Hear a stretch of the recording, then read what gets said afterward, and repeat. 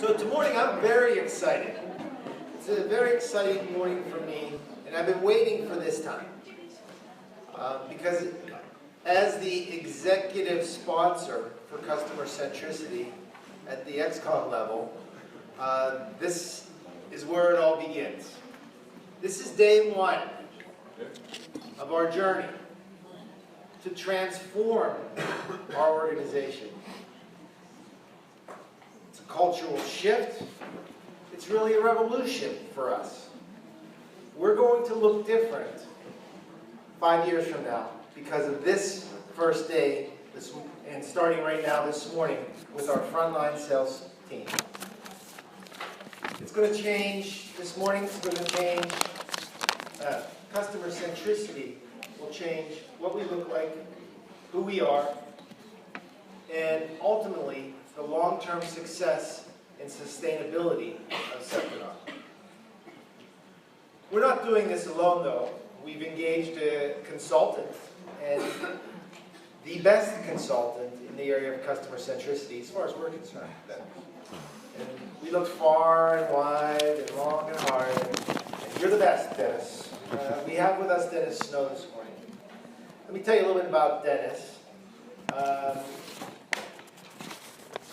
His customer service abilities were honed over 20 years with the Walt Disney World Company. There he developed his passion for service excellence and the experience he brings to worldwide speaking and the consulting that he does. He began his Disney career in 1979 as a frontline attractions operator.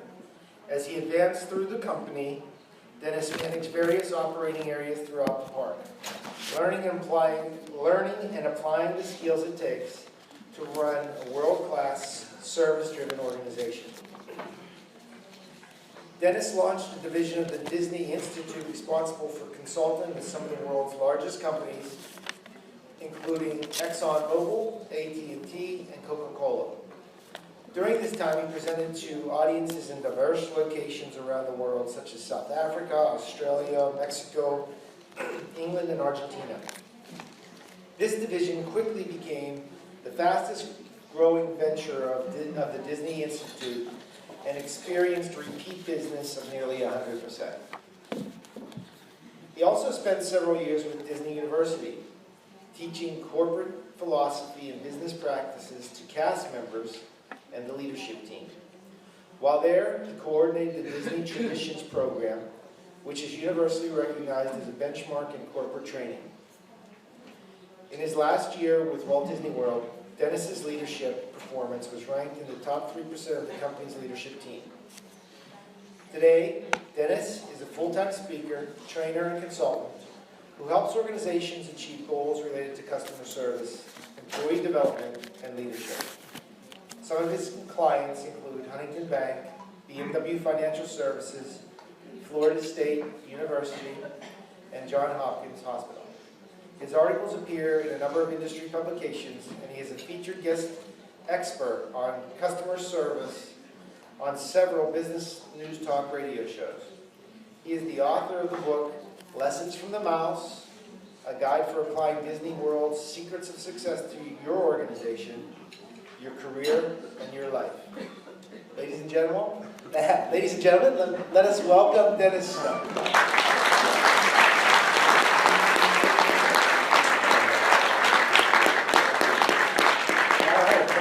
So, Disney World.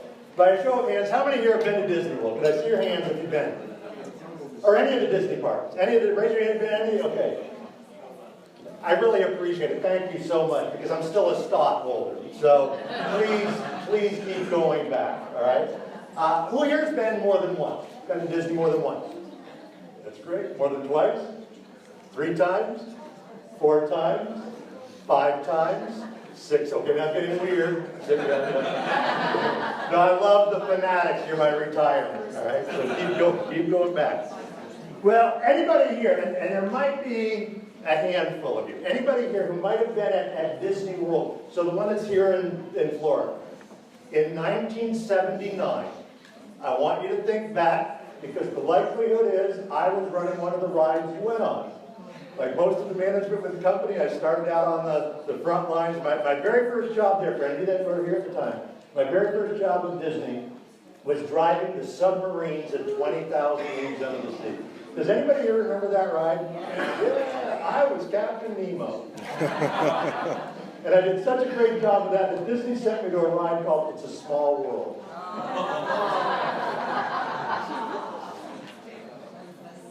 And I heard that song 8 hours a day. I can't even walk by the place anymore.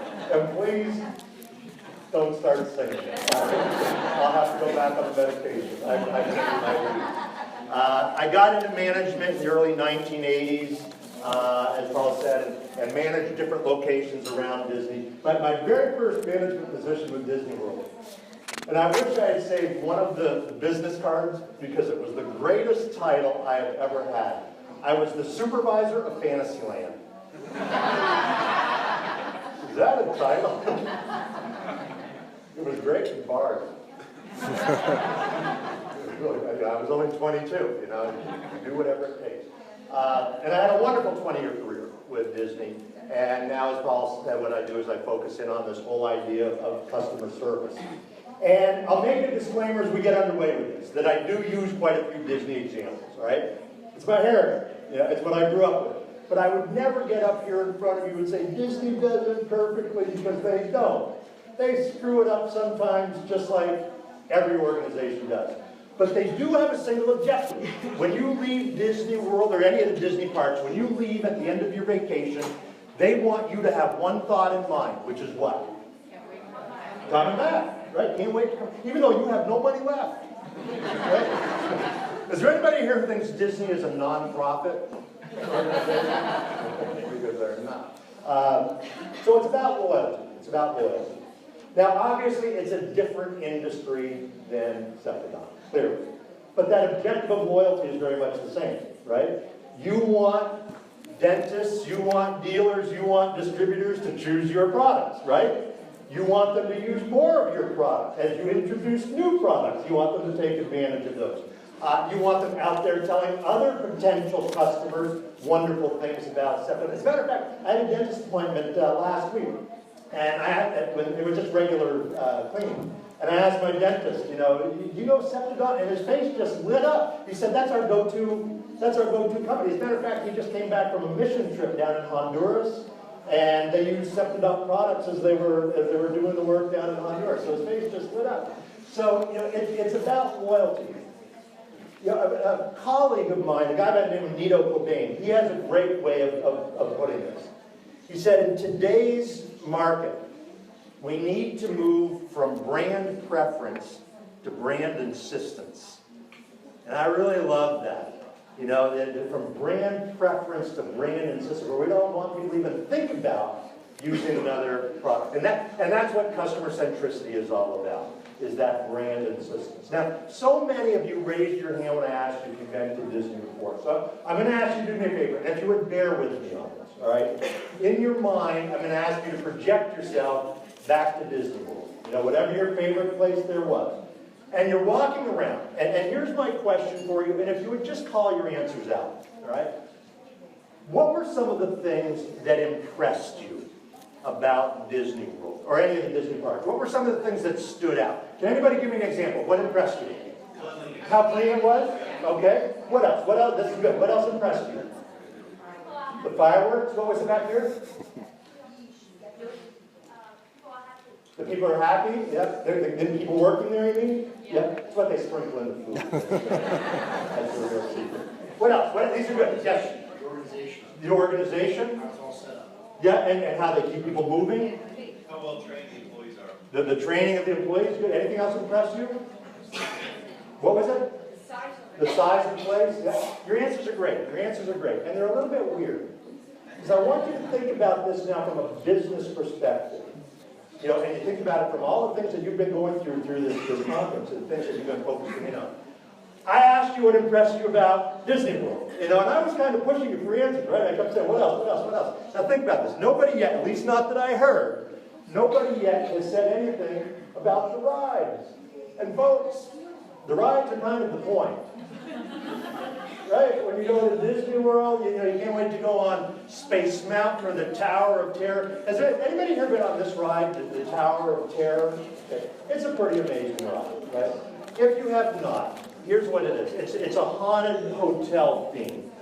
And you go inside and you sit down in these special seats in these elevators. Have you been on it? And it takes you 13 stories up to the top. And when you get to the top, the elevator starts to shake and it feels like it's breaking. And why people want to do this, I have no idea. I think that's the weirdest thing. But it's a 13-story free fall, where you literally come out of your seat on the way down.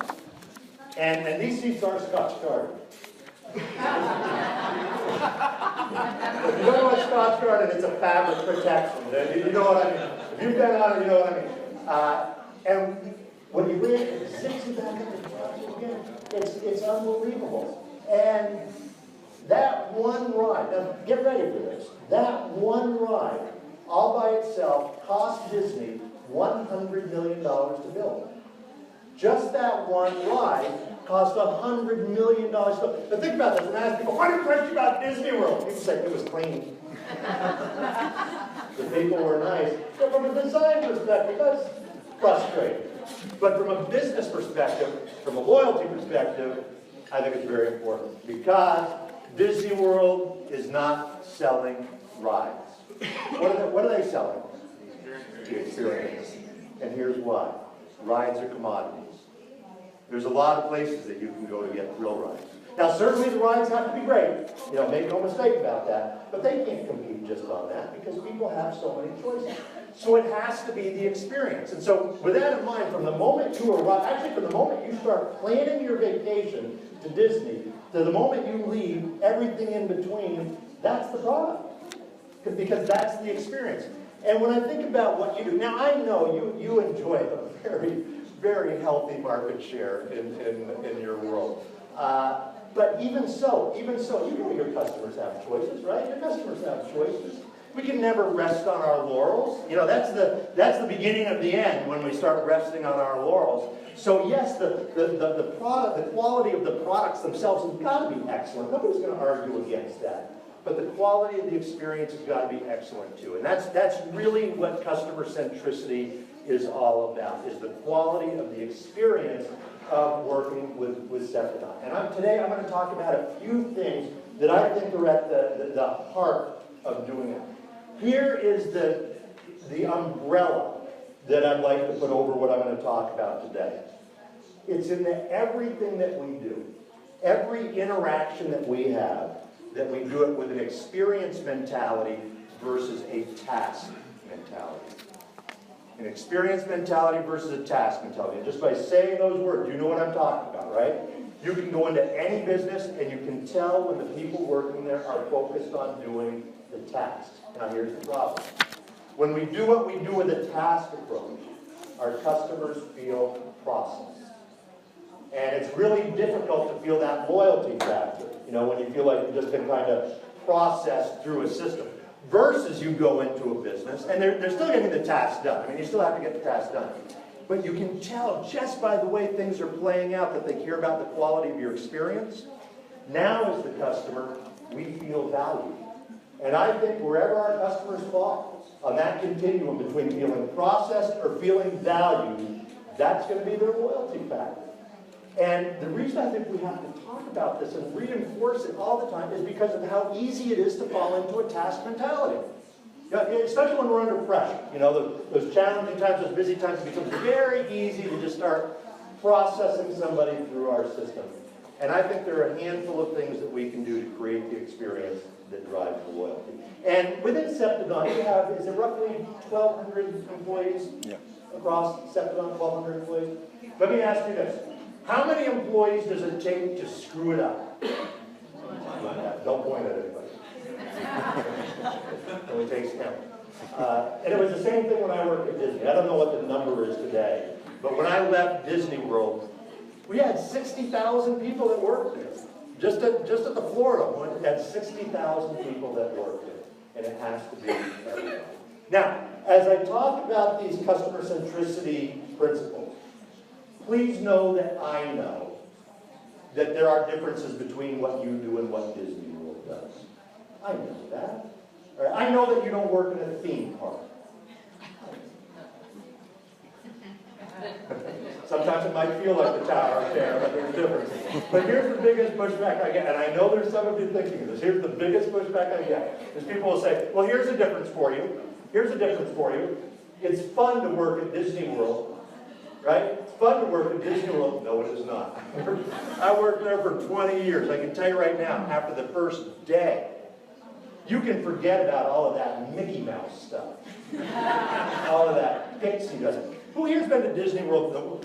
You know, the one here. Who's been here in the summertime? Who's coming in the summertime? Okay. Let's go to Florida in August. You remember how hot it was? I want you to imagine being one of those Disney characters walking around. And I hate to burst bubbles, but if you don't know this, there are people, okay, inside. I apologize for telling you that, but there are. And I've done it, Simon's done it, it's beyond anything you can imagine how hot it is. But you still have to make it a great experience. But again, you don't care if I'm hot. You had to save for 25 years for this vacation. You don't care if I'm hot. You haven't lived until you're the cast member. You know, they call their employees your cast members. You haven't lived until you're the cast member who they stick in front of Space Mountain telling guests that it's closed for maintenance for a month. People would just melt down. There was one time it was my turn, had to be out in front of Space Mountain telling people it was closed.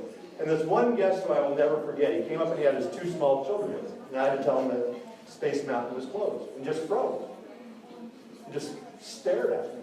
And I said, yeah, I apologize, it's closed. And he looks at his 2 kids and he goes, thank the man for ruining our vacation.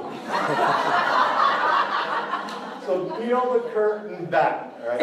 It is different than what you do, but I think that you'll see that these principles, they really do apply in the Septodont world when you think about your relationships with your customers. This is the framework that I'd like to use for our discussion. If you go to page 1 in the handout, we're gonna go back to this several times during the session. But it's pretty straightforward. You know, I think what happens, we have a tendency to overcomplicate things.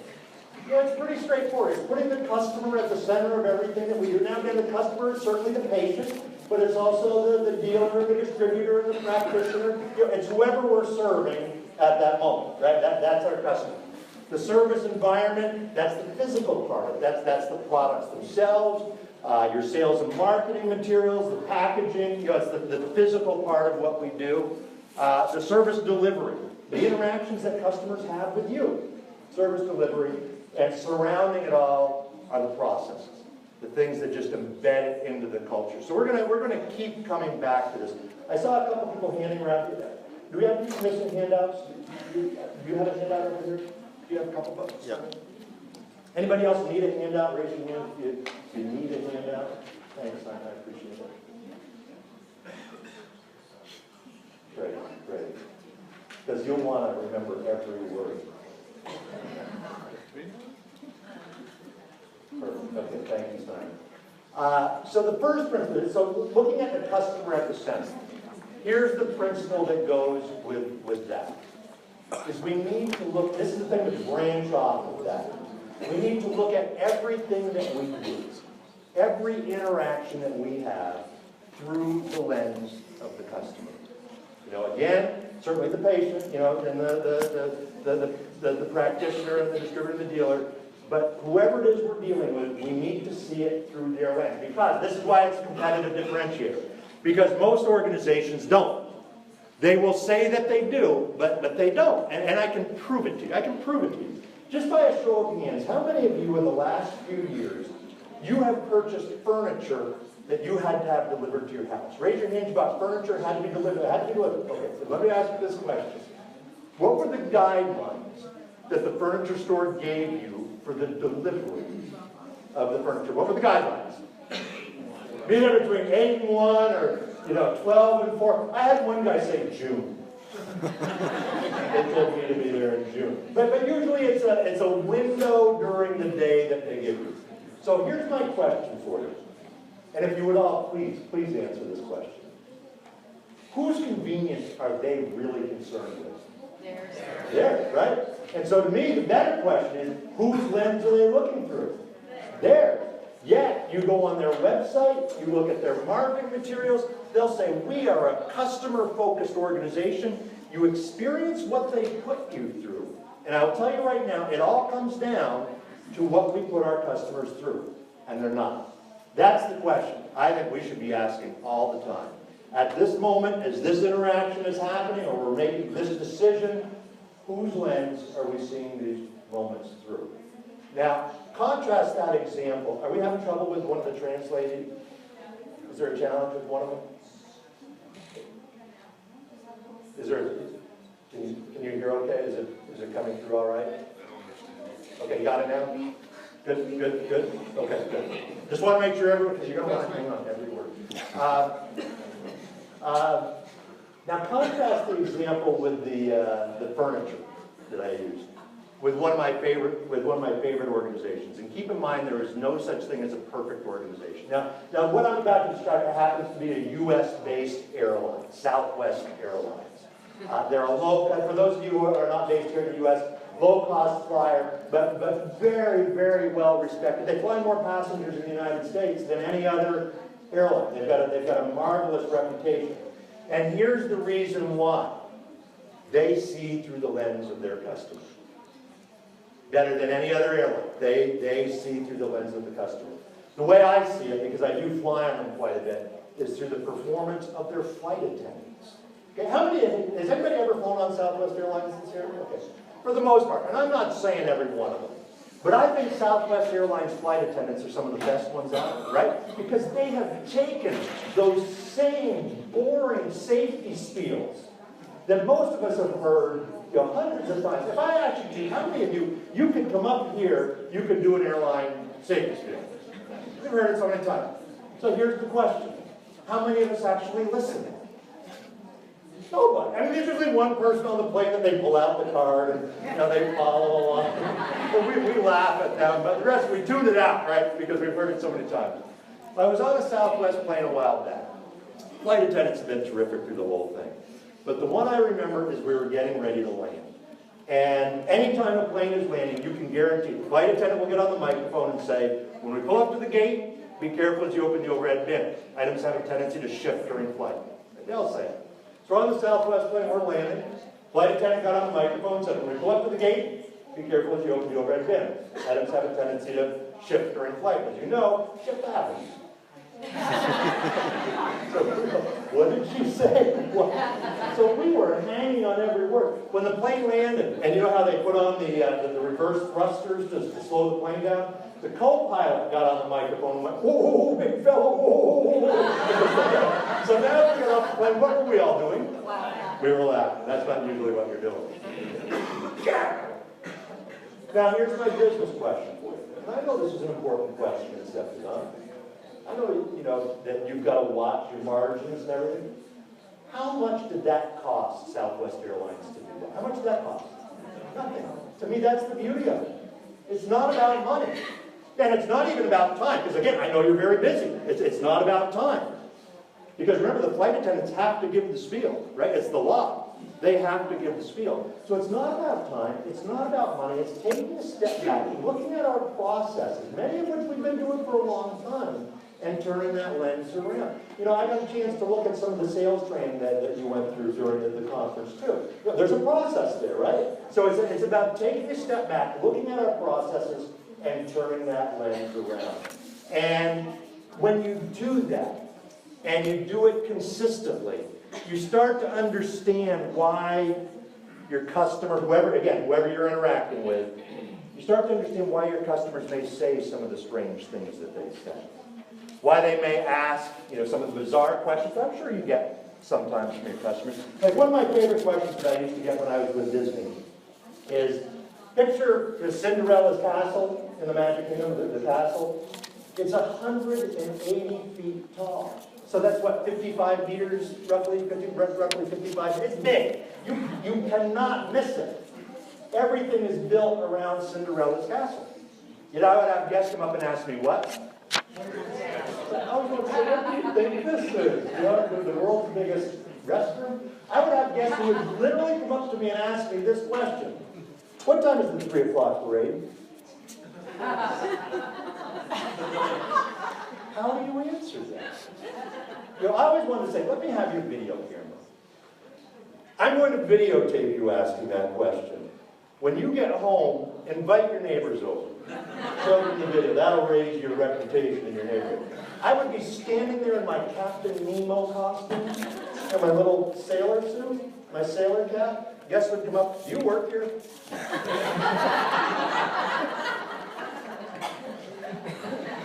I'm a grown man. No, this is in my closet next to my Spider-Man costume. But when you turn the lens around, you start to understand that people are out of their comfort zone, right? And some of you had your hand up for a long time about how many times you've been to Disney. No matter how many times, it's still a sensory overload, right? And so we were trained on things like this to understand the lens. Like when a guest would ask a question like, what time is the 3 o'clock parade? Here's what they really wanted to know. What time does the 3 o'clock parade get here? Because the parade's about a mile long. So that's what, about 1.5 kilometers roughly? Yeah. It's long. So it doesn't get to some spots along the parade route till about 3:30. So it really is a legitimate question, isn't it? But again, only if you're seeing it through their lens. And let me ask you this. If I'm standing there in that Captain Nemo costume, and a guest comes up and says, do you work here? What are they really asking? What are they really asking? Can you help me? Can you help me? Now they ask it in a funny way, do you work here? But when you understand the questions behind the question, you know that people are out of their comfort zone. Because here's what happens, and it's human nature, folks, and it happens to every one of us. And I'm so glad that you had the sales training that you went through, because I'm sure that this connected with it. The longer we do what we do, we start to think that our customers know what we know. And they don't. The things that you might deal with operationally within Septodont, your customers don't deal with it the same amount of time that you deal with. And usually when something goes wrong with a customer interaction, and we analyze it afterwards, usually what we will say is there was a communications issue, right? So we always say there's a communications issue. Now I say, what does that mean? Most of the time, what I think it means is we made an assumption that this customer knows how all of this is going to work. That assumption was incorrect, and the relationship suffered because of that. And we don't just make these assumptions in our professional lives. We do it in our personal lives too, all the time. We all do it. Many years ago, my wife and 2 sons and I, we were flying from Orlando to California for a vacation. And my youngest son, David, who's he's 25 years old now. He was about 3 years old when this happened. We're landing in California. And you know when planes take off and land, how all the small children on the plane start crying, right? Because their ears are popping. They're in panic. They can't figure out what's going on. So we're landing in California. David, at 3 years old, he starts whining, my ears, my ears. And my wife, Debbie, started digging through her purse for some gum.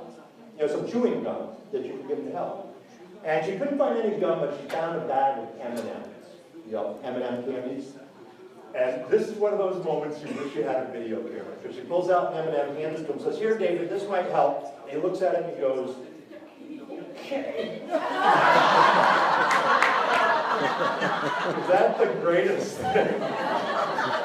Where is a video camera when you need one? He hates that I tell that story. You're making me look like an idiot. But Debbie made the assumption, right? Debbie made the assumption. And David, he needed information. We ended up with this M&M stuff in here. But let me ask you this. If you hand something to a 3-year-old and say, this is going to help your ears, what's a 3-year-old going to do? They're going to put it in your ear. When we're out of our comfort zone, when any one of your customers is frustrated about something, there's a delivery issue, whatever it may be, we all become 3 years old. So we need to turn that lens around. And I want to show you a tool. Now, there's a variety of tools that I'm going to share with you today that will become part of the customer centricity effort.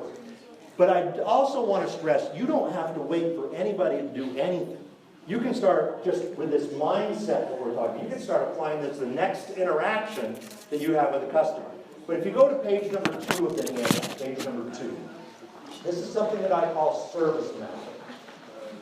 where you look at any process. Now again, as you know your processes better than I do, but this could be the sales process. It could be a meeting that you have with a dealer or a distributor, a training session, a product training session that you might have. It could be introducing a new product. It could even be handling some of those challenging situations, like a delivery issue or a billing dispute. Which that's a reality. It happens in all of our companies. But any process that's important to your relationship with the customer. Now again, this is a thought process, but the way this will work going forward is you come together as a function, as a team, and you say, okay, let's map whatever process we want to get better at, let's map it out. Usually I just have a flip chart or a whiteboard, and you map it out. So obviously each box represents a step. But here's the key. Here's the key. Each step is through the lens of your customer. Not through your operational lens. It's through the lens of the customer. So I'll give you an example of what I'm talking about. Let's just say, and I'm making this example up, but let's say one of your customers has a product question. And I want to take it a step further in terms of the relationship. It's a question that you're going to have to get back with that customer. It's always great when we can do a one-call resolution, but let's take it up and say, no, this is one you're going to have to do some research and get back with that customer. So we say, well, we want you, I hope you would agree, this is a moment of truth, right? This is a moment of truth. So we come together as a team, somebody leading the discussion, it could be anybody on the team leading the discussion, that's a flip chart. We just start brainstorming. So what happens first? So somebody in the group says, well, the first thing is they place the call to Septodont. So we put that down on the service map. Then somebody says, now they navigate to the proper person, whoever it is they need to be talking to, but they get to whoever it is they need to talk to. So we put that down on the service map. Then somebody says, now they provide their customer information, who they are, and so forth. So all we're doing right now is we're just brainstorming. How does this thing flow? But from the customer's perspective. And you might have to move some things around. That's okay. You want to get this right. Then somebody says, now the customer explains the question or the issue. And then somebody on the team says, now we research the answer. Because remember, as I said, this is one that's going to require some research. So let's stop the action now. And this is very important in certainly this tool, but just in the mindset that we're talking about. Take a look at the first 4 boxes that are up there, the first 4. Those are through the lens of the customer, right? Those first 4 are. But that 5th box, that's through your lens. That's through the Septodont lens. Let's say you were in a meeting like this and somebody said, all right, now we research the answer. The question to ask, and please ask the question. While we're researching the answer, what's the customer doing? And in this case, what's the answer to that question? They're waiting, right? That's what needs to go in the box. The customer waits while we research the answer. Now, I understand that looks like a very subtle, a very picky difference. I believe it's all the difference in the world. Because you're looking at a critical moment, right, in an important process, and as a team, you're turning that lens around. I think it's all the difference in the world. And then, obviously, you would continue it on. So the first step, let's identify a process we want to get better at. Second step, we come together as a team, we map it out through the lens of the customer. And then the third step, and here is where the magic of this tool really kicks in. If you go ahead and turn to page number 3 of this handout. So we've got our service map now. We've got the service map. For each step that you just identified, you now ask 2 very important questions. What would mediocre service look like, or average service look like at each step? And what would excellent service look like at each step? And here's the reason I suggest that you do it exactly that way. We're meeting as a team. Pull out one of the steps and we say, okay, what would mediocre service look like at this step? I promise you, as good as I know you are, there will be some steps when we start saying, okay, this is what mediocre or average service would look like. Somebody on the team is going to say, you know what? That kind of sounds like what's happening at that step right now. Which sounds negative, but it's not. Because first of all, I am not talking about poor service. Right? So if you say, okay, what would mediocre or average service look like at this step? And somebody on the team says, well, if we punch the customer. No, see, that's bad. That's bad. That's not mediocre, all right? Mediocre is sort of that, remember earlier we were talking about that task-oriented service? That's what we're talking about. Sometimes that is what's happening. I do this with a lot of companies that I consult with, help them service map their processes. Invariably, this is what we find, and folks, you're going to find it. I promise you, you're going to find the same thing. There'll be some steps, you're providing stellar service. Best in class service. This forces you to look at every step. And no matter how good you are, there are always opportunities.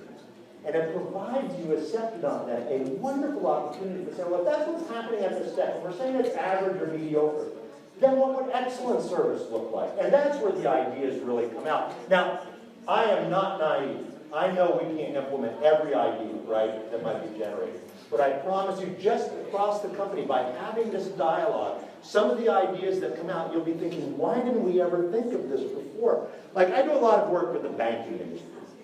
The banking industry is one of the industries that I spend a lot of time with.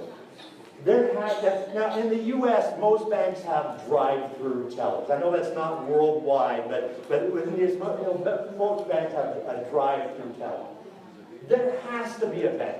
There has got to be a bank that was the first one to say, if a customer comes through the drive-through teller and they have a dog in the car, we ought to put a dog biscuit in the container when we send it out to them. Does anybody bank at a bank that does the dog biscuit thing? Okay, I just love that. Now, when I work with a bank and somebody says, oh, that's a great idea, we should do that, I always tell them, please coach your employees to make sure there is a dog in the car. You know what people say, this is my son. He's not a handsome boy. Send out the lollipop. But those are the kinds of ideas. Cost virtually nothing, right? Cost virtually nothing. Takes no more time, because the teller was already sending the container out, right? Doesn't take any more time. But just the smile on your face is what I mentioned. It changes the whole dynamic.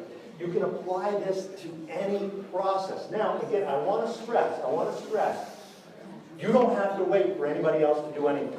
You can apply, you can think about the processes that you do right now, and you can do exactly the same thing. But this will be a key tool going forward in the customer centricity effort. And I want to show you how powerful this can be. Because I just hope that it becomes embedded in the culture. Back in the early 1990s, and this is when I was still with Disney, we wanted to raise the bar of service. And we were already, it's kind of like Septodont. We had a great market share. We were already doing well. And when you're doing well, that's the best time to say, how do we get better? And we look at hundreds of processes. Where can we improve? And one that we saw as an area of opportunity was this one right here. Was getting the guests from the park back to their hotel at the end of the evening. Because, contrary to popular belief, the end of the day at Disney is not a happy time. And if you've ever been there with your families, you know what I'm talking about. You're there all day long. You're hot. You're tired. You have no money left. The kids are hanging off of you. And at 10 p.m., the fireworks go off. And when the fireworks are over, the magic is done. Because it's this mass exodus of humanity. And you watch these poor folks as they're dragging out of the park. And this is the end of the day at what is supposed to be the happiest place on earth. So we said this is an opportunity. Now, this is just one example. But we pulled together cast members that, just like I'm suggesting to you, we pulled together cast members that are involved in this process, and we mapped it out. Now, just like anything you would map out within Septodont, there are internal things going on that make all of that happen. But through your lens as the guest, that's how you get there. So what would mediocre service look like? What would excellent service look like? And they came up with wonderful things, like the bus drivers. Now, the bus drivers, they will hold Disney trivia contests on the bus ride back. They'll get the kids on the bus singing Disney songs, as long as it's not a small world. You want to get some of that. But remember, and again, this is important, bus drivers were already driving the buses, right? So there's no added cost, is there? There's no added cost. There's no added time. They were already driving the buses. It was just taking a step back, looking at a process we had been doing since 1971, and turning that lens around. And from my perspective, most importantly, getting the people involved that do the job. But the one that shows me the power of an idea, because once in a while, and this is going to happen here, but it's going to happen within Septodont. Once in a while, an idea comes along that just has a wonderful effect on the customer experience. And for me, it's that last step, entering the room. In my opinion, the hardest job at Disney World, or any of the Disney parks, is being a housekeeper in the hotels. You know, a maid in the hotels. I'll tell you right now, folks, cleaning up after people on vacation, that is a hard job. And if you've ever visited Disney World with small children, remember how your kids collected the stuffed Disney characters? You know, the stuffed Mickeys and Plutos and so forth. Here's what happens. Most people stay at Disney World for 4 nights and 5 days. That's a typical entry stay. So here's what happens. You're in the park. Your kids buy some of the stuffed characters. That night, they put them in your room. The next day, you're back in the park. Your kids buy more of the stuffed characters. That night, they put them in your room. And over the course of your vacation, they accumulate because the kids keep buying them. What the housekeepers would do while you're off in the park playing, they would come into your room, move the characters off to the side, clean up, and then off they would go, because they had a lot of rooms to clean. One evening, one housekeeper, her name was Helen, she decided that she was going to do something different. She was doing a nighttime turn-down service in one of the hotels. And she went into this one family's room, again, they were out having dinner, and she did all of the things that she was supposed to do. She cleaned up the room, she turned down the bed, but then she took the stuffed Disney characters, put them up on the children's beds, up on the pillow, and then she tucked them in. Put the covers right up to the next tuck, and then she left a little note saying, I know you had a busy day. The character told me they were tired, so I tucked them in for you. Signed her name Helen on the note and left it on the bed. Probably took her, what, 20 seconds maximum to do that. But I want you to imagine that family coming back to that room. Because remember the family we're talking about. And if you've been there, you know, as that family's walking toward that hotel room door, you know the kids are fighting with each other. Right? If you've been there, you know the parents are fighting with each other. That's the magical Disney moment that's happening here. And then they open up the door, and this is what they see. And it's Disney again. It's magic because one housekeeper who has a hard job and a lot of rooms to clean said, I'm going to take a moment, and I'm going to create some magic. But here's the business question. How do we leverage something like that? You know, so many times I'll work with a company, and as I meet employees across the organization, I find these fabulous behaviors that if they could just capture the best of those and build them into the process, the outcome would be amazing. That's what service mapping does. Because remember how I told you we pulled together cast members to talk about this? Well, in one of those meetings, Helen, that housekeeper, is there. So when we were going around the room, I said, what are some things you can do? What are some ideas you have? What are some things you've heard about? And it came to Helen, and she said, well, I don't know if it means anything to anybody, but what I do is I tuck into Disney characters. Imagine saying that for all your coworkers. Everybody thought this was the greatest idea, and it took off. Housekeepers were talking about it, managers were talking about it. It's become kind of legendary there now. It's even become something of a competition for the housekeepers on different things that they can do. Like some of them, they'll line the characters up in front of the television set in your room and turn it on. So you walk in. Just back away, kids. Just back away. Anybody remember the old Chucky movies? Remember Chucky, that little doll? Yeah, that would freak me out. But all because a housekeeper, who again has a hard job, said, I'm going to create some magic. But more importantly, how do we leverage that? That's what service mapping does. So again, going forward, this will be a big part of customer centricity, but I want to stress again, it's also a thought process that you can begin applying immediately. Am I seeing the experience through the lens of the customer? Now, I will admit that now that I don't work for Disney anymore, right, I am waiting for some disgruntled, frustrated housekeeper, who's getting ready to quit, to put goofy passed out in front of the minibar in the room. The little empty booze club all around them, the booze club. Cigarette butts. It would be worth it. It really would be worth it. I mean, now that I don't work there. Second principle. If you flip back to page number 1, because I want to branch things off of that framework. So branching off of the customer, look at everything through the lens of the customer. With the service environment, here's the philosophy. Pay attention to the details because, and this is a phrase that I just hope becomes embedded in the Septodont culture, everything speaks. Every detail, from the quality of the product, to the packaging, to the tone of voice of somebody in Septodont that I'm talking to on the telephone, everything is either enhancing your brand or it's detracting from the brand. And clearly what you want is everybody on the team, across the whole organization, are the details saying what they're supposed to say, because they're saying something. For example, this is a photograph that I took at a hospital not too long ago. That obviously puts a lot of effort into their landscaping. It's very colorful, it's very vibrant, but what's everybody in the room looking at right now? The Pepsi can.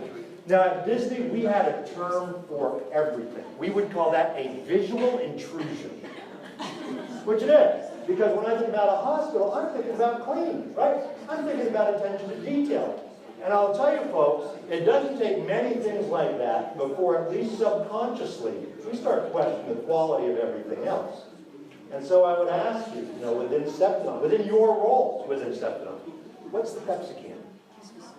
What's that thing that just takes away from that whole effort that you've created in creating a powerful brand? Pepsi can is what takes away from that.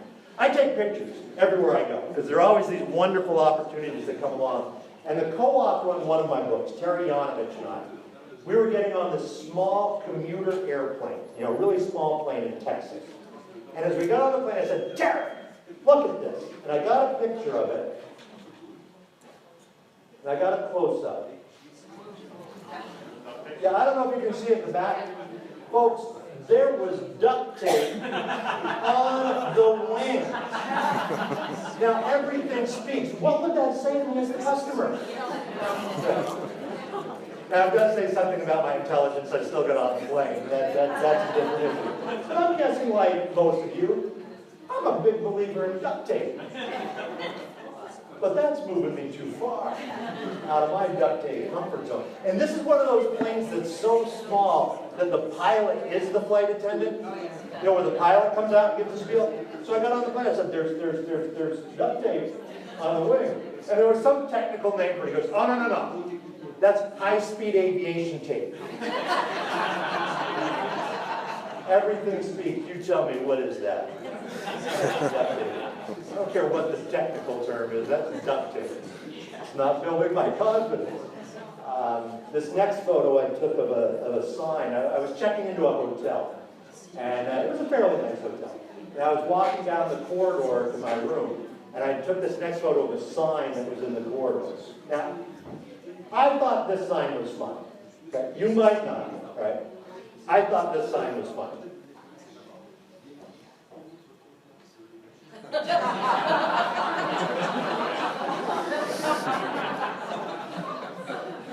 Now, I'm not sure whose convenience they're talking about, but I know it's not mine. Right? And in the same hotel, when I got into my room, taped up on the bathroom mirror in my room, was this little sign that said, towels are inventoried every day.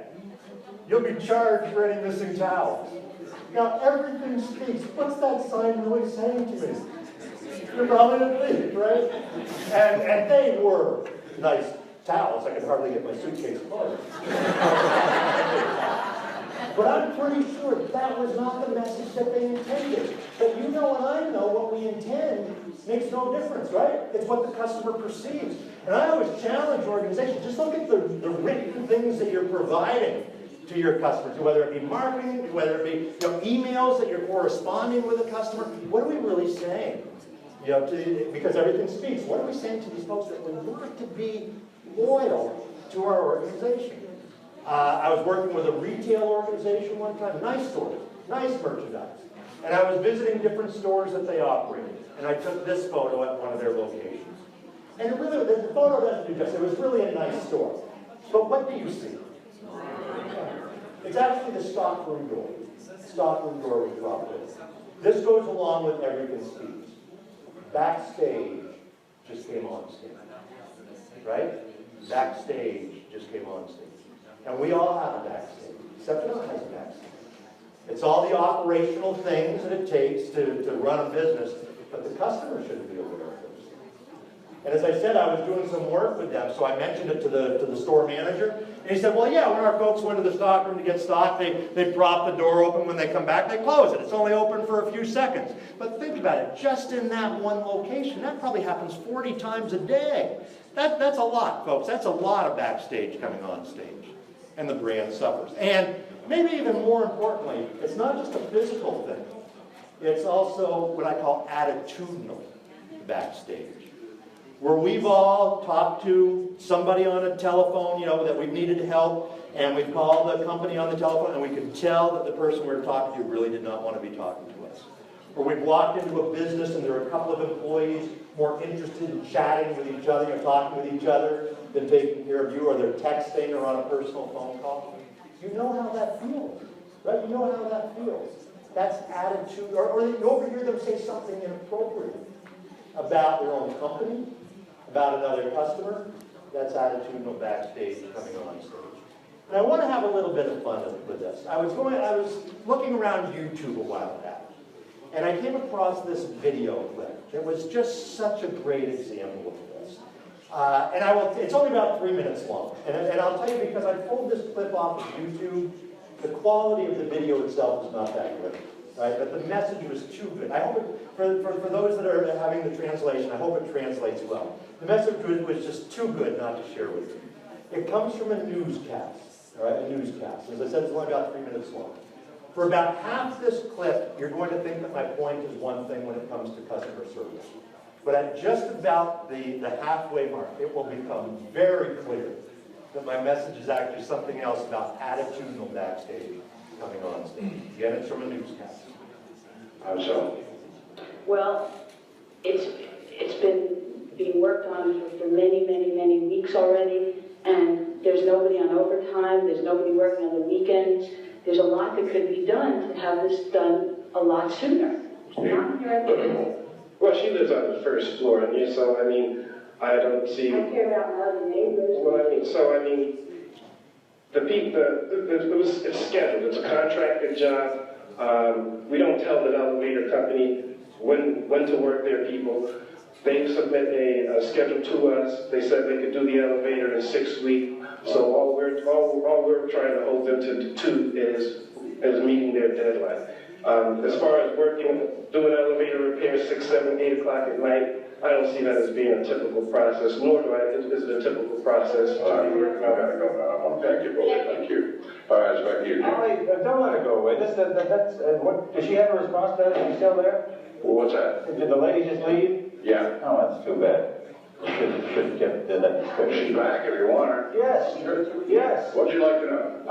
I'd like to know a response to what the gentleman said. The gentleman's a very effective spokesperson for the company, but obviously the people who live there are not satisfied with his explanation. Right. So what do you want now?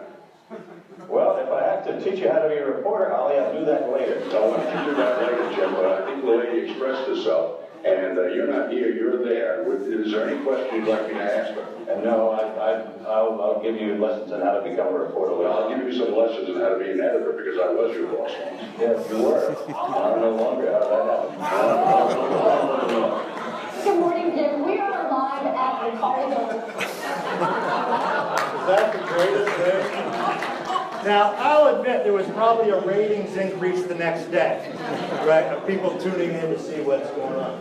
Now that was a pretty public example. But we all know that kind of thing happens in organizations all the time, where we know, as customers, we know exactly what the inner turmoil is because it's playing out right in front of us. And let me ask you this. Within Septodont, are there ever disagreements between departments and functions? No? Then we're going to talk hypothetically. Of course there are. And sometimes good things come out of those disagreements. But the customer should know. I'll tell you where I see this play out a lot. And I'm not speaking about Septodont now, but I'll tell you how I see this play out in a lot of companies. It's when there's a problem with a customer, there's a customer issue, and somebody in the organization blames another function in the organization for the problem. Well, they shouldn't have done that. Or they shouldn't have said it. Now, that may be absolutely true, okay? But when we throw one part of the organization under the bus, we throw the whole organization under the bus.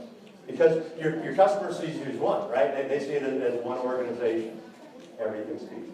I'm going to do just a very quick check-in with our translators right now to see how it's going. If I'm talking too slow, too fast, slow it down a little bit.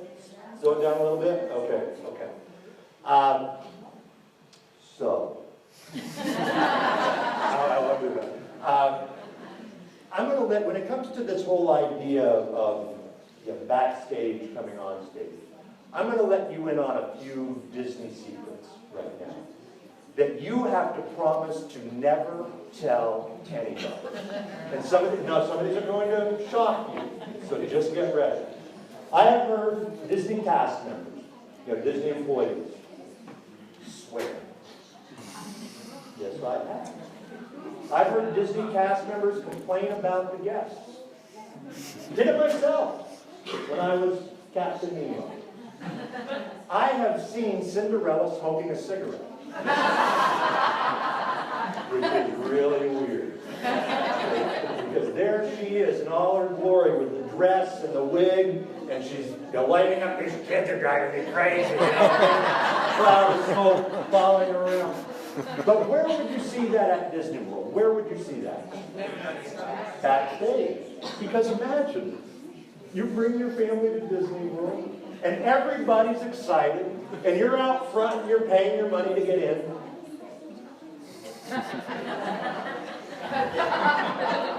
You've been there. And you start walking down Main Street, USA, and there in front of the castle is Cinderella. And your child, your precious child, runs up to Cinderella, tugs on her dress, she turns around, has a cigarette in one hand, a cup of coffee in the other hand, and says, "Kid, I'm on break."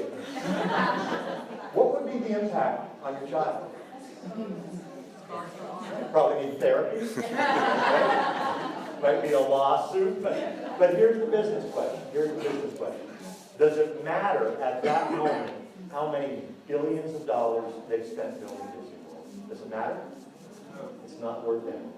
Now I'm going to ask you a strange question, and I know this is a strange question. And I'm not even really looking for an answer. I just want you to think about this. In your world, in your role within Septodont, what are those potential smoking Cinderella behaviors? And they exist in every job. And you know I'm not talking about Cinderella or smoking. You know what I'm talking about. It's those behaviors that sometimes might creep into our performance, usually when we're under pressure, right? Usually when we're under pressure, but take away from that whole brand image that you've spent so much effort in creating. Those are the smoking Cinderella behaviors. And they're a reality. So again, a tool that will be part of customer centricity. But I also want to stress, you don't have to wait for anybody else to do anything. If you turn to page number 4 in the handout, this is the way you would do it as a team, but you can also do it as an individual.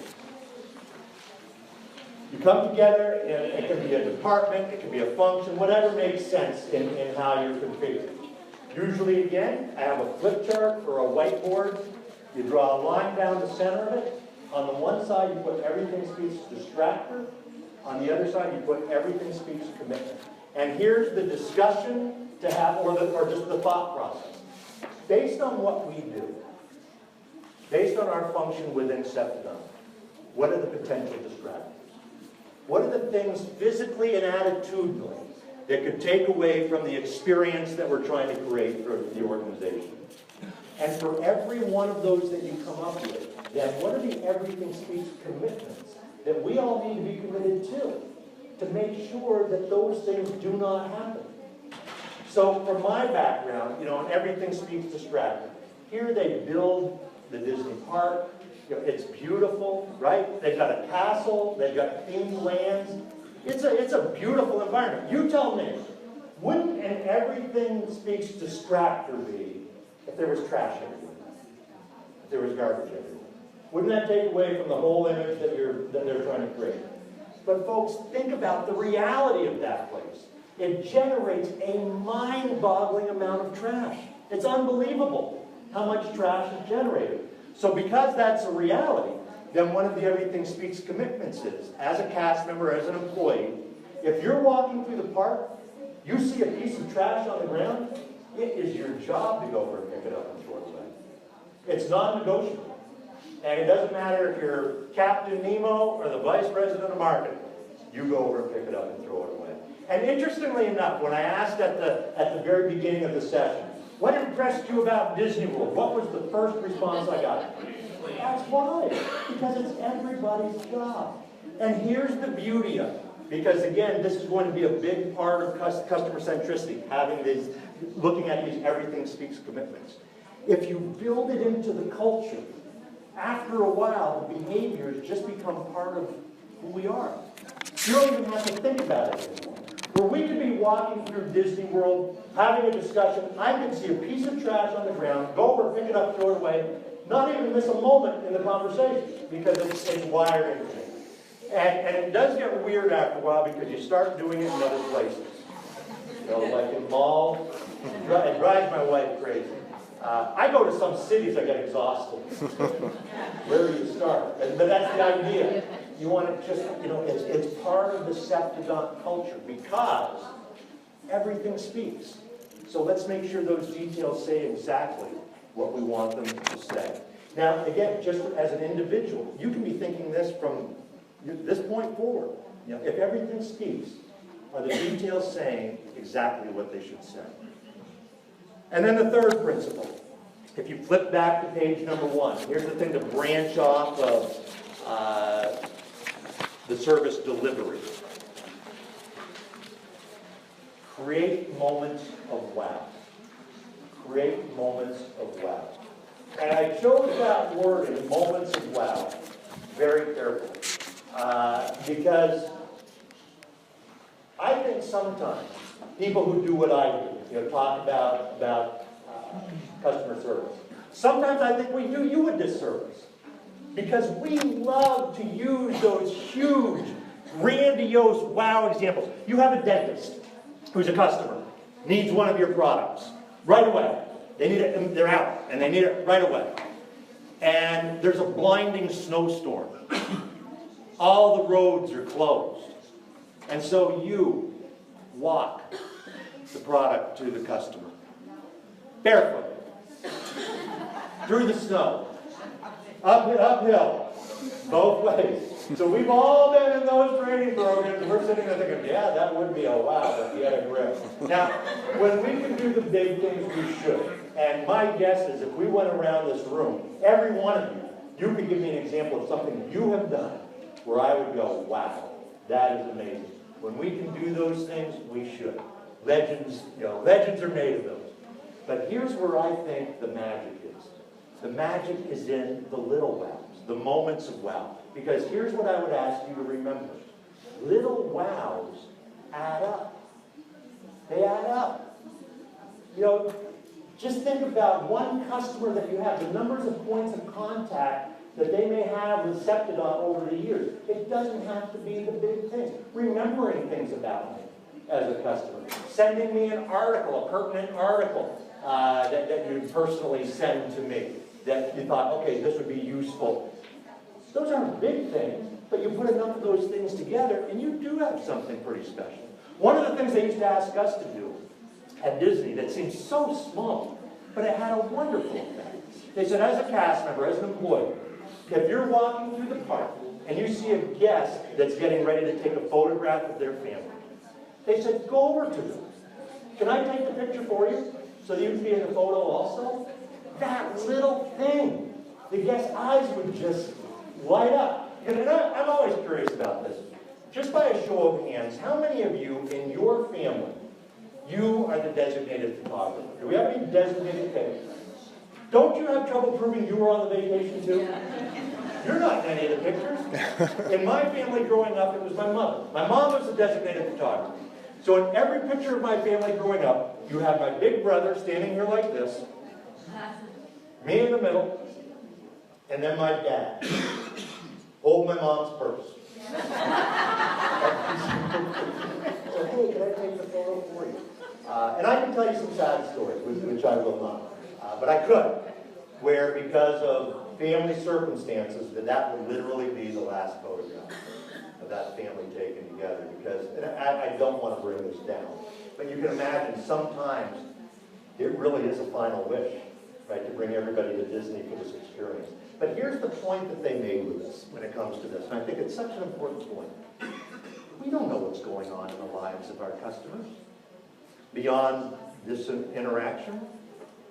And we don't know what's all the things that they're dealing with. You know, there was a wonderful statement that I saw on Facebook one time. You know how people post the sayings on Facebook? I love to read every once in a while. I said, that's a great one.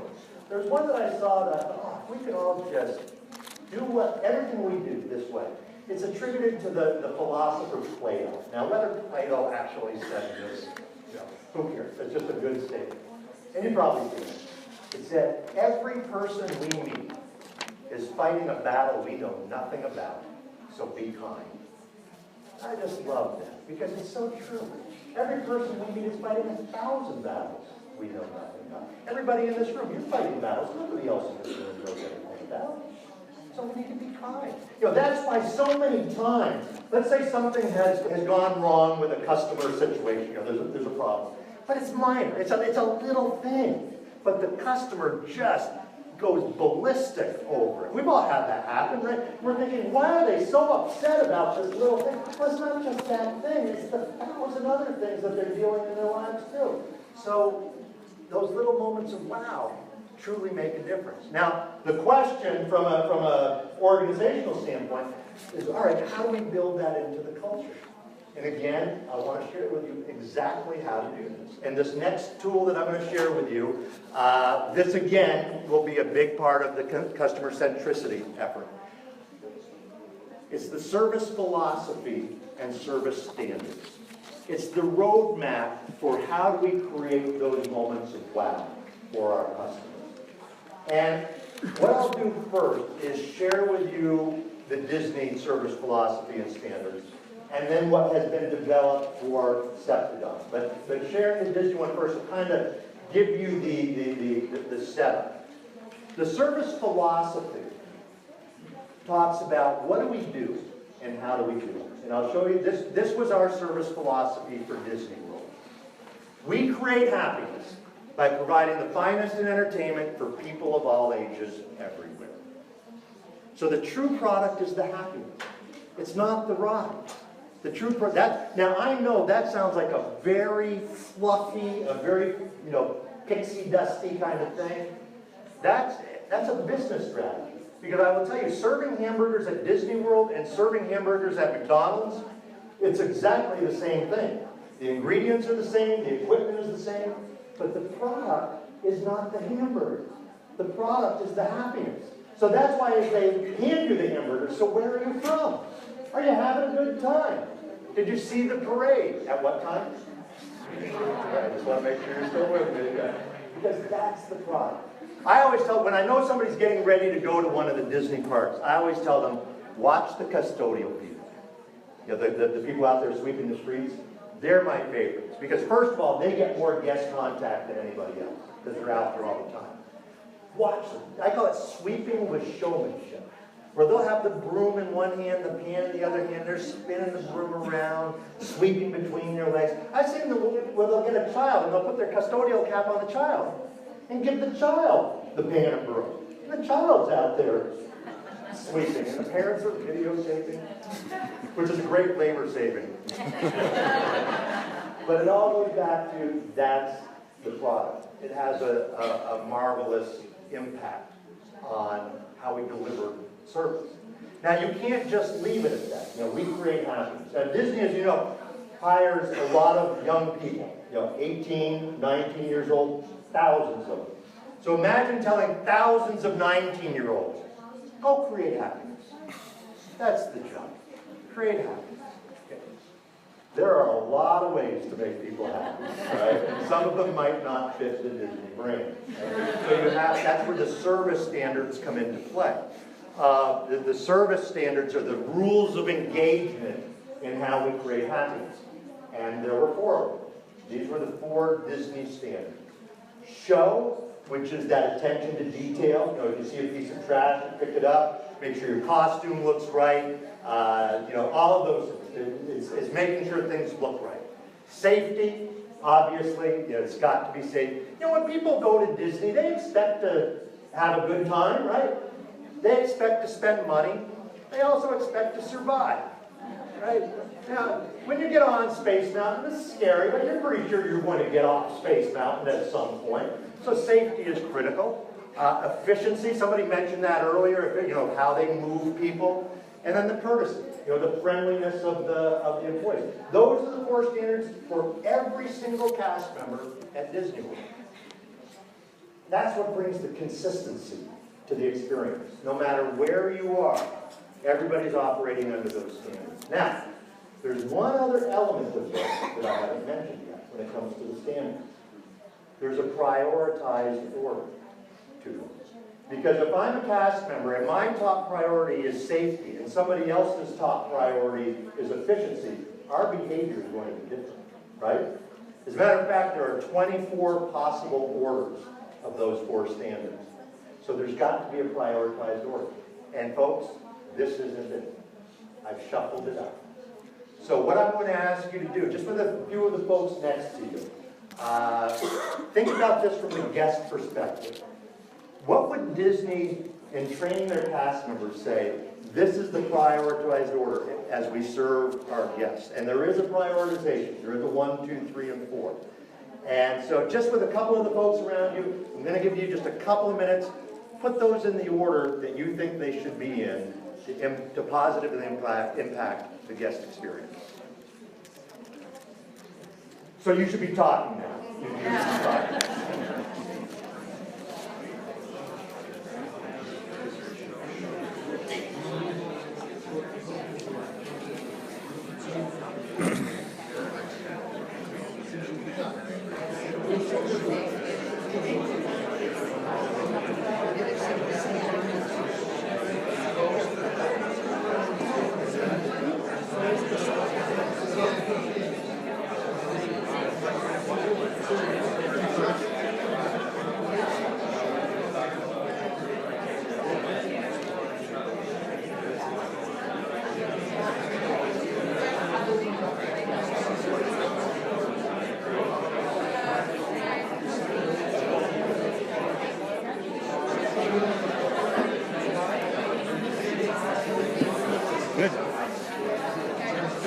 I guess I was talking too fast. Well, you know, but it's a good interaction. It's really good. The problem is when you slow down, your energy goes down. Yeah.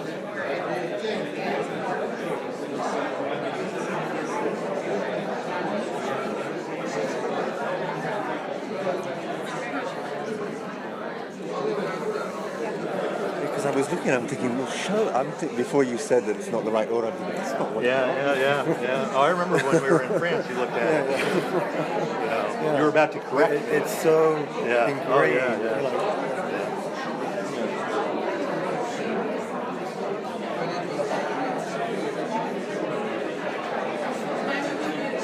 So we probably got about another 15 minutes or so to go. Okay. Thereabouts. Yeah.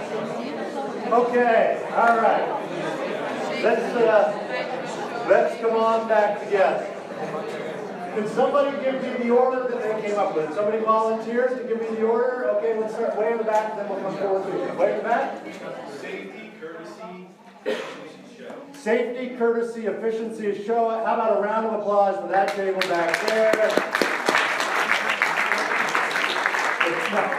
It's not right, but you went first. And I just wanted to congratulate you for going first. Okay? Very close. Yeah. Right here? So here we got safety, show, courtesy, efficiency. Safety, show, courtesy, and efficiency. Okay? So, yeah, over here. Courtesy, show, efficiency, safety. Courtesy, show, efficiency, safety.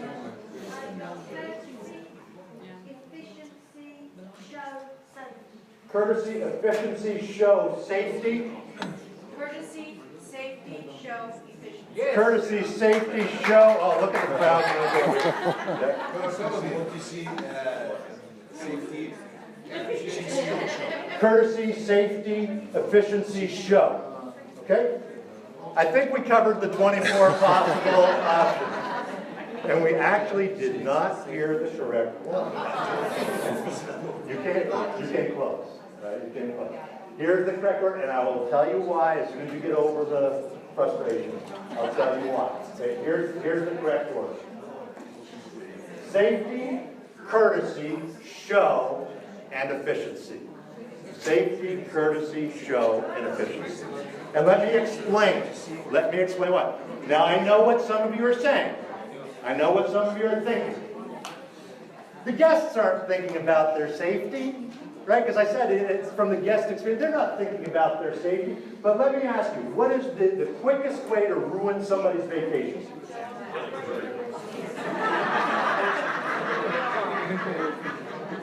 I was thinking hurt them, but yes, killing them would be worse. Yes.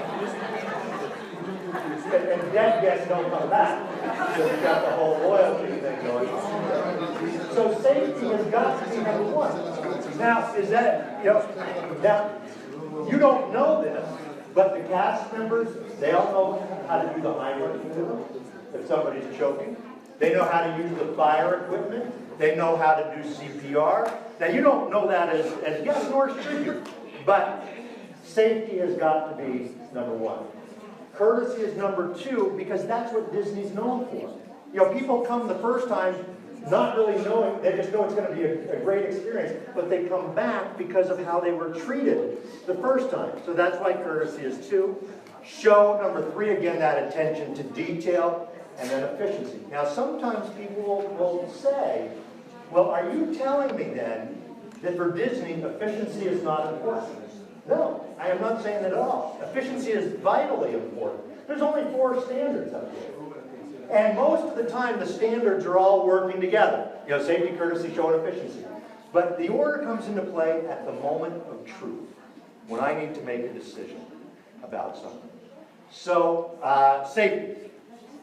I am working crowd control for the parade, and I see a guest, and I used to see this all the time. A guest would climb up on a trash can to videotape the parade over everybody else in front of them.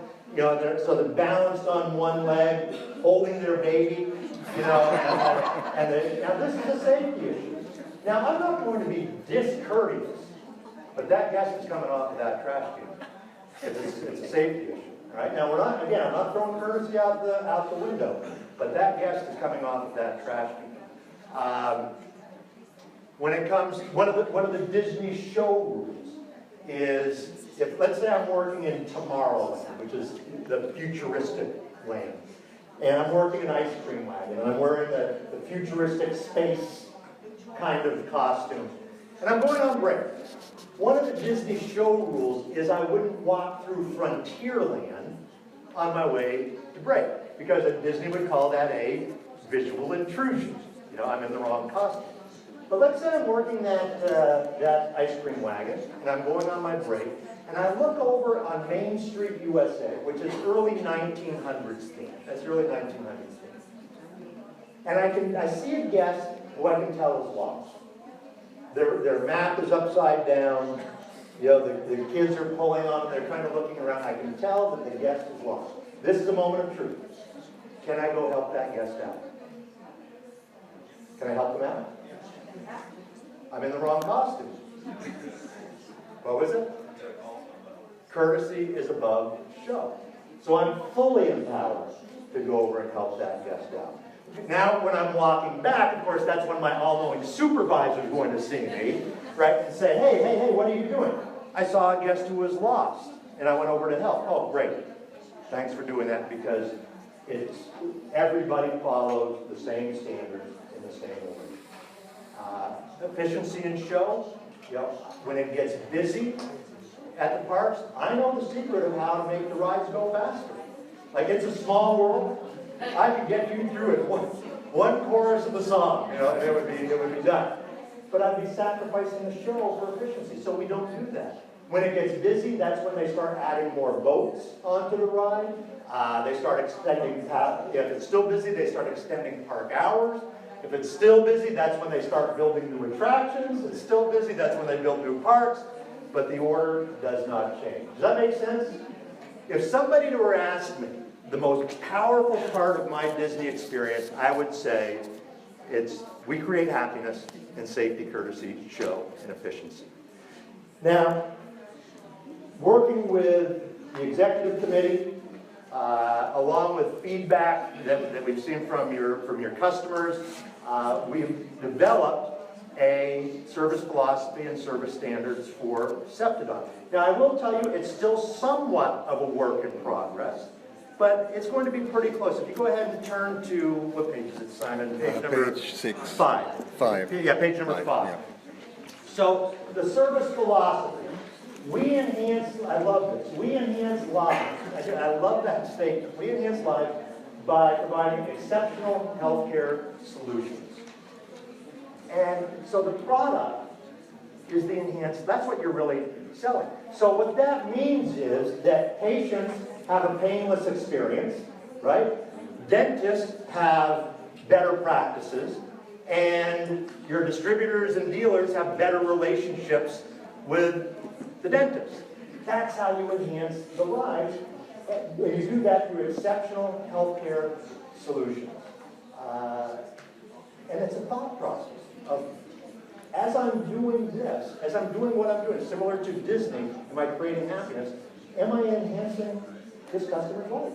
Yes or no? And if the answer is no, then something needs to change. Now, the service standards, as you can see below, reliable, efficient, respectful, and informative. And you can see the descriptions that go with each of these. You know, reliable, obviously, you know, safety comes into play with that, the quality of the product, you know, you do what you say you will do, you know, all of those things. You know, as a customer, that's my fundamental expectation. You know, that you're reliable. Efficient, you know, basically efficiency asks how easy you make it to do business with Septodont.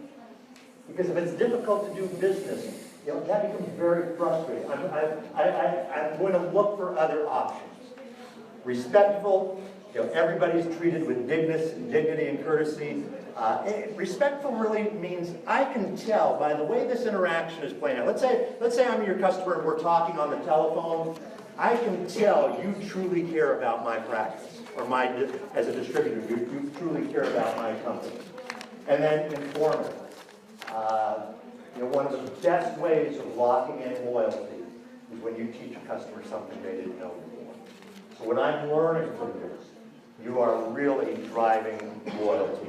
You know, helping customers to identify their needs, informing them about beneficial products that you might be coming out with.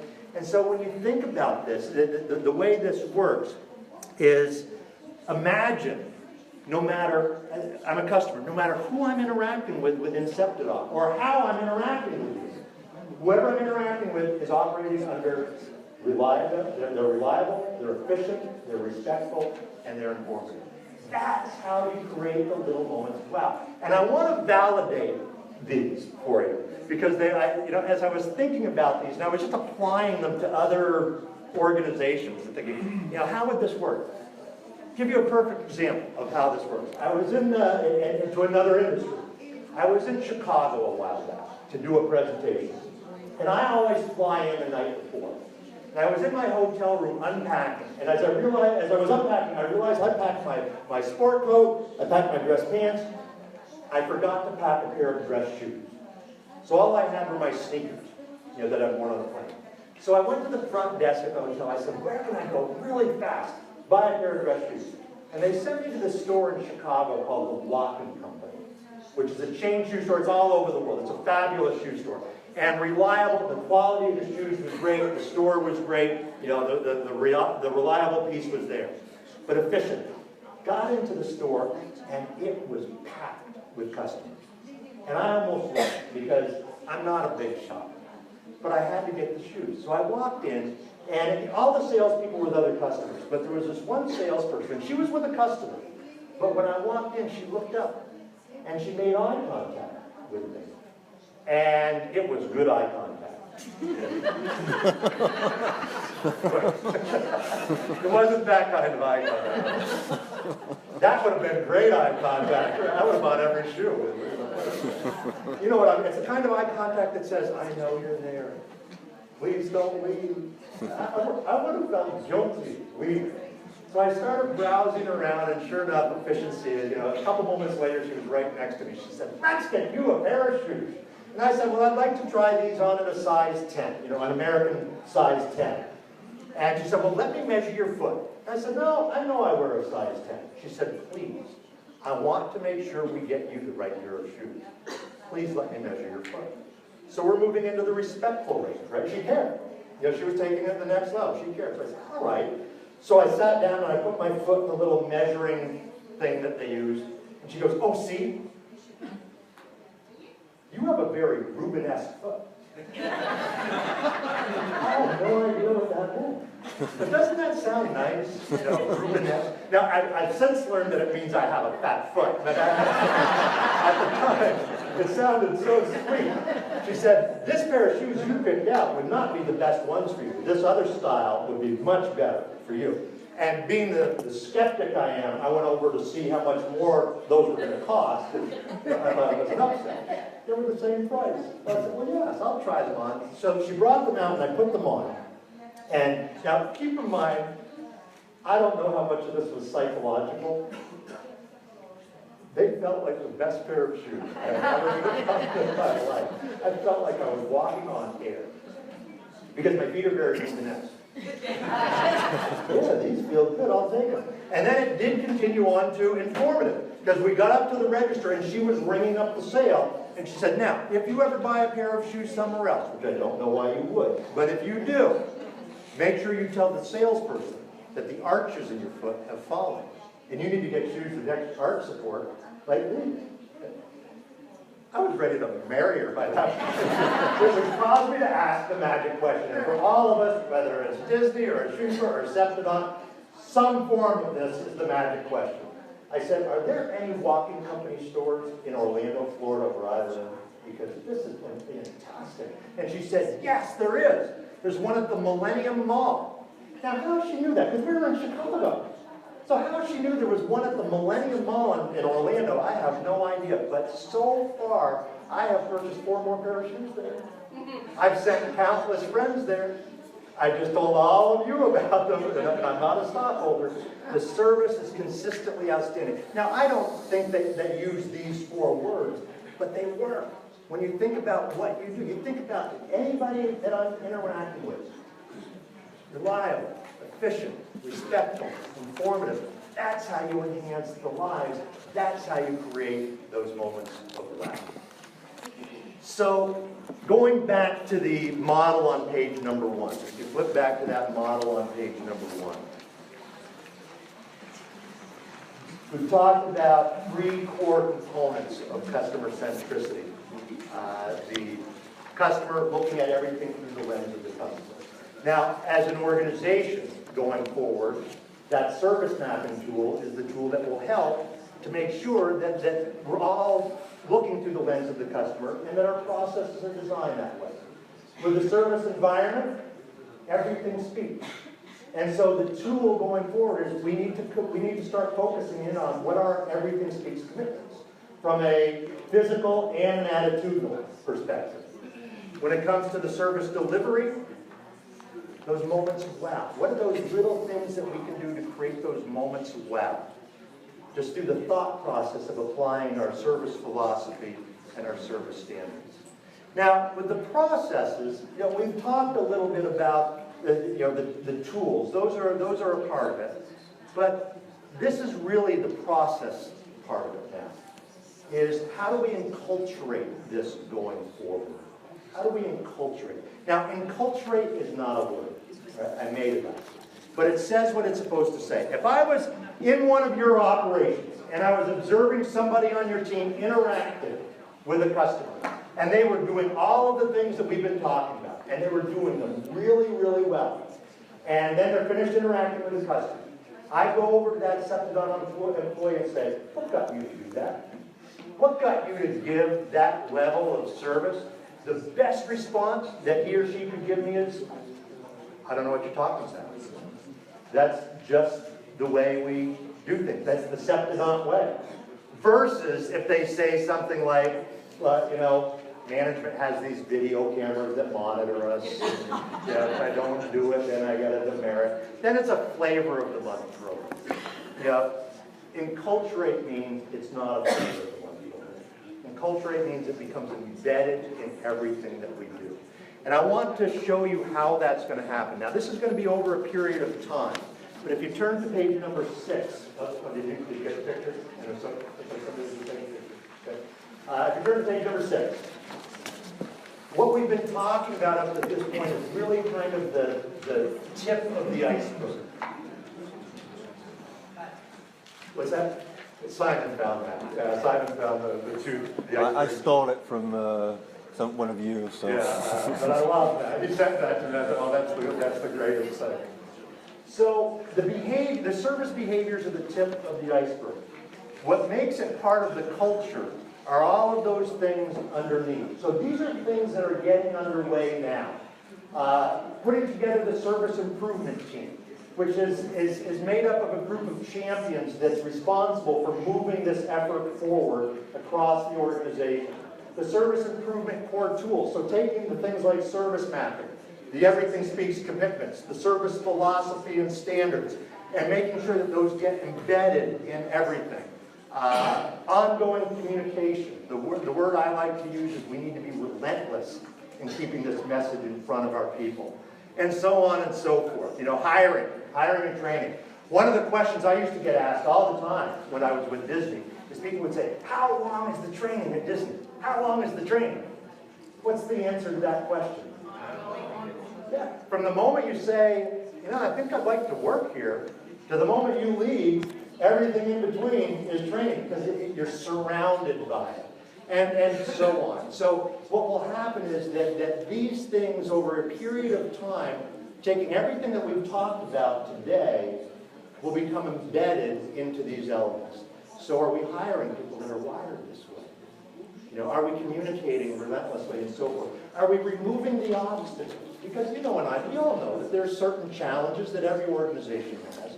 Are we identifying those and are we doing something about those obstacles to better serve our customers, but also so that you can do what you do in a better way?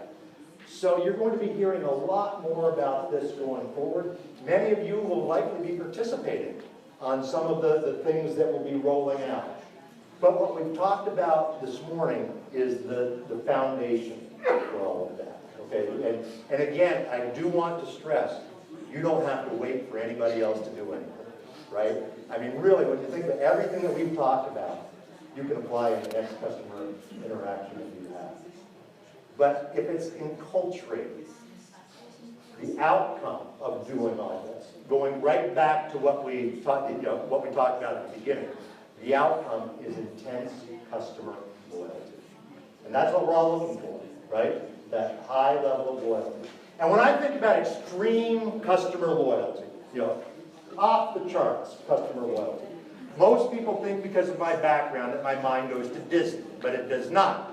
When I think about extreme customer loyalty, my mind goes to that organization right there, Harley Davidson. Just out of curiosity, any Harley riders in the room? Do we have any Harley riders? No? No? You really have one? Okay. Harley riders are very special people. I want you to imagine having a company where your customers are so loyal that they are willing to carve your company's name into their skins. I want you to imagine going up to a dentist or a dealer or distributor, and you say, roll up your sleeve, and there it is. Isn't that what we should be shooting for? Isn't that what we should be looking for? Now, we might not get to that. Now, it would be great if we did, but we probably won't get to that. But I do promise you this, if you are enculturating the things that we've been talking about today, while we may not get to the tattoo, we get to the loyalty, and I think that's worth every moment of effort we put into it. I hope that these ideas have been helpful for you today. Thank you all so much for your participation.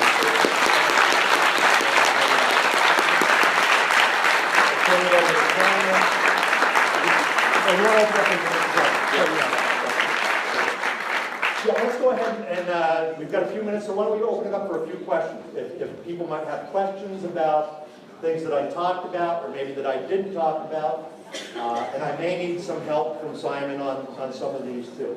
Do you have any questions about what we've been discussing? It's always hardest to ask the first question. No question.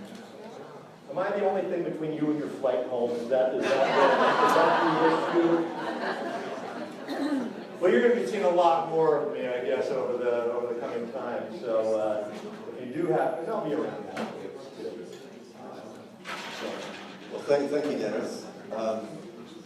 Just to kind of wrap up, I mean, it's very difficult to top what Dennis has said. You know, we've launched, this is really the first step in the launching of the Customer Centricity program for Septodont. Like Dennis said, there are a lot of different tools that you can already take back into your workplace and use them, especially the Everything Speaks, because I see things all the time that I think, because of my Disney training, I think, you know, if we just could take care of that, and by setting the example, you'll find that other people will do the same thing, like they're picking up the trash at Disney. You see it, your boss does it, so you do it.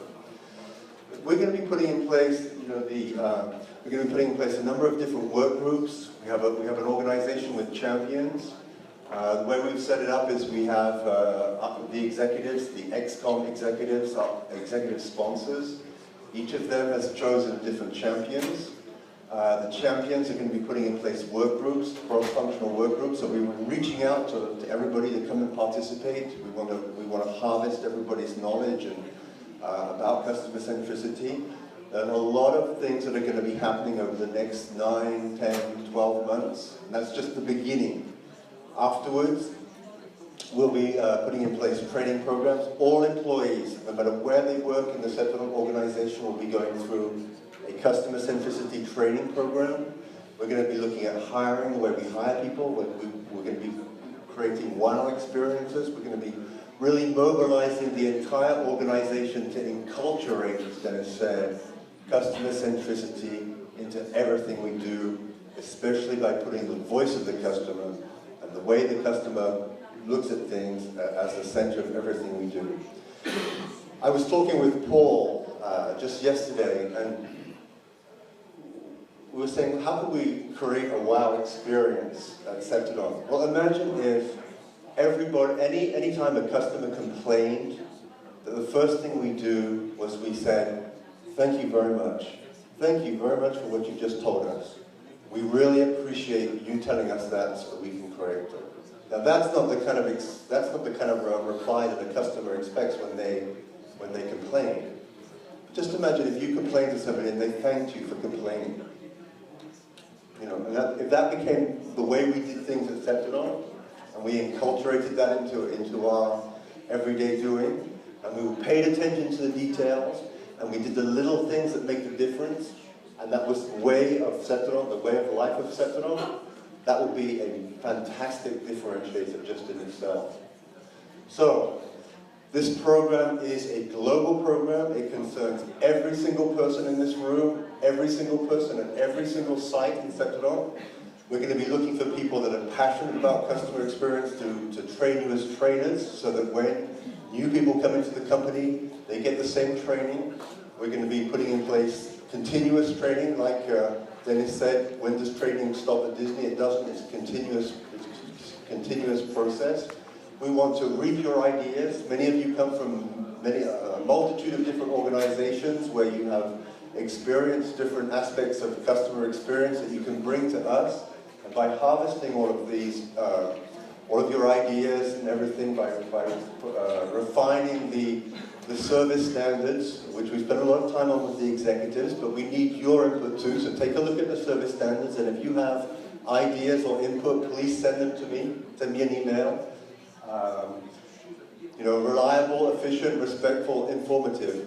Now we need to bring those to life. We need to give them meaning. Now we have worked a little bit on providing some meaning to them that we'll be announcing in the very near future. But you know, this is not Simon Penney's program. This is not Paul Mondok's program. This is not Septodont Executives program. This is the Septodont Group's way of differentiating itself, differentiating ourselves from our competitors, from anybody that chooses to try and be our competitors. We are going to become the leader in customer centricity. People are going to say, wow, you work for Septodont, you guys do a great job. And people are going to want to work for us for that.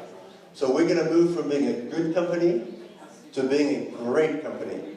And the way we're going to do that is by mobilizing, engaging everybody in the process. Everybody has a role to play. And we want you to participate in this program and to bring your ideas. And it's going to be very exciting. I'm going to stop there because I know you're all thirsty for coffee. So anybody have any last questions or anything about the program? We'll be announcing the champions' names in the very short future. The champions will be working with their executive sponsors to put in place different what we call work groups, transversal work groups. Transversal work groups will be working on things like communication, accountability, making sure things are done, hiring, training. Customer centricity will be integrated into everything we do at Septodont.